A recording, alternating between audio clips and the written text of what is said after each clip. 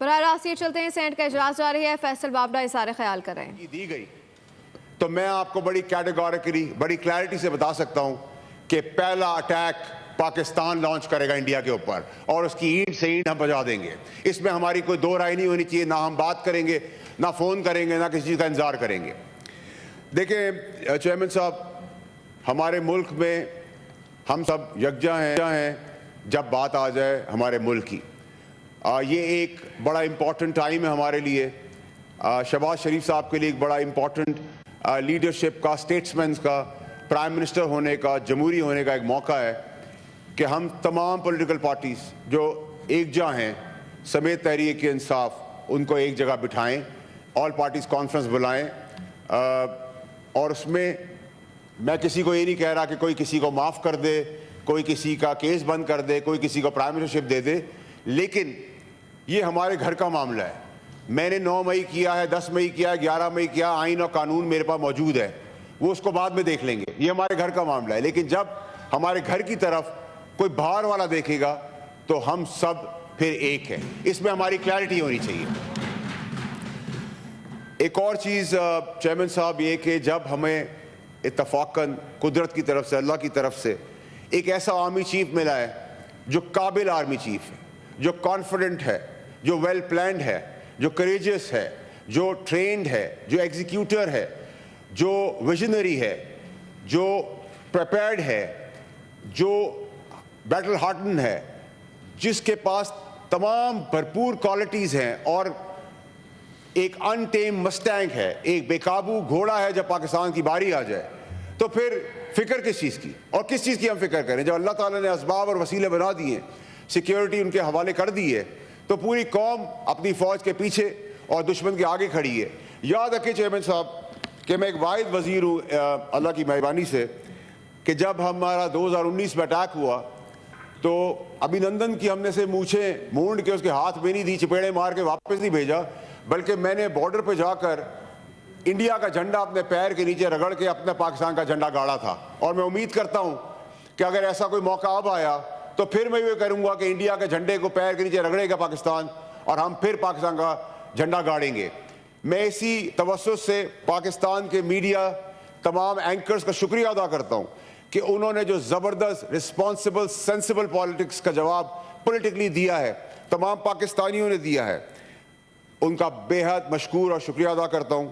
یاد رہے چیئرمین صاحب کہ ہمارا ملک ایک ایسی جگہ پہ اس کی پیدائش ہے، ایک ایسی آرٹری ہے ہم کہ اگر ہم چوک ہوئے تو پوری دنیا چوک ہو جائے گی. اور خدا نہ خواستہ جنگ ہوئی تو انڈیا پاکستان کی جنگ نہیں ہوگی، یہ پہلے حصے میں خطے کی جنگ ہوگی، اس ریجن کی جنگ ہوگی، اور اگر مزید اس کو بڑھایا گیا تو پوری دنیا کی جنگ بن جائے گی. اور ہماری نیبرنگ جو دوست ملک ہمارے پیچھے کھڑے ہیں وہ بہت ہی تگڑے اور قابل دوست ہیں اور مخلص ہیں، اور آج پاکستان کے ساتھ پوری دنیا ایک جہاں ہو کے کھڑی ہے. تو یہ بھی پاکستان کی کامیابی ہے. اور میں آپ کو بتاتا چلوں کہ ہمیں مبارکباد دینی چاہیے چیف آف آرمی صاحب کو کہ پہلا اٹیک جو زبانی تھا، جو تڑیاں دھمکیاں میں انڈیا نے دی، نہ ہم نے توپ چلائی، نہ گولی چلائی، نہ بارود چلایا، ہم نے ان کو اکنامکلی فائنینشلی ہرٹ کیا ہے. پہلی دفعہ میں ہم نے ان کو انڈائریکٹ ٹریڈ ان کا بند کر کے 1.2 بلین کا نقصان شروع کر دیا ہے، اپنی ایئر سپیس روک کر ان کو نقصان دینا شروع کر دیا ہے. تو یہ قابلیت ہے، اور ہم انتظار کر رہے ہیں کہ اگر کوئی چیز خدا نہ خواستہ ہوئی تو ہم پیچھے نہیں ہٹیں گے.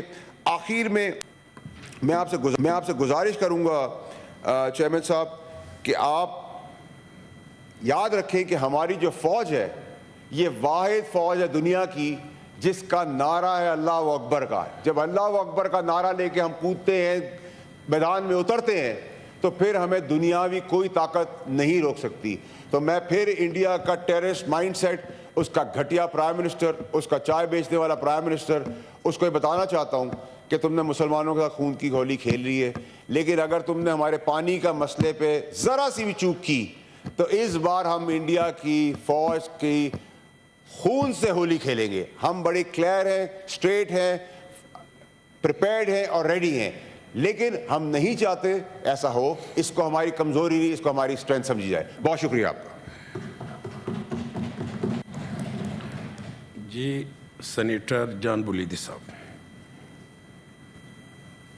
Thank you chairman. میں بلوچی کے ایک نامور شاعر جام درک کے ایک شعر سے شروع کرتا ہوں. وہ کہتے ہیں کہ وشنت جنگانی بدیں بولی.